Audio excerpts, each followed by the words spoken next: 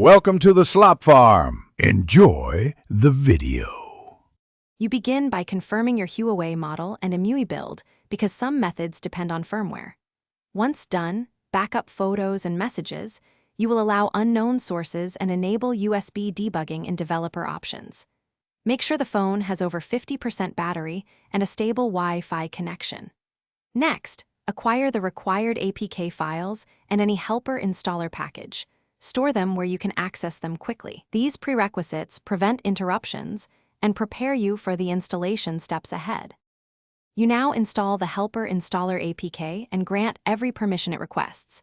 This allows it to write system-like data. Once installed, run the indoor installer tool, which injects Google Services Framework, Play Services, and the Play Store in the correct order so dependencies register properly. Take your time. If an error appears, note the exact message before retrying.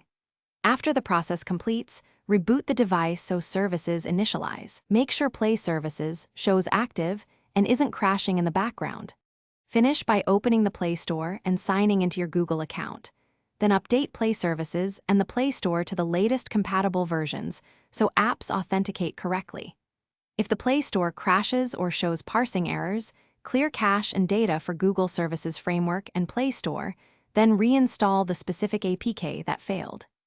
If services still fail to register, run the installer again, and as a last resort, perform a clean factory reset and repeat the sequence. This single troubleshooting tip saves time and avoids repeated misconfiguration. Thanks for watching. Consider subscribing if we helped you today.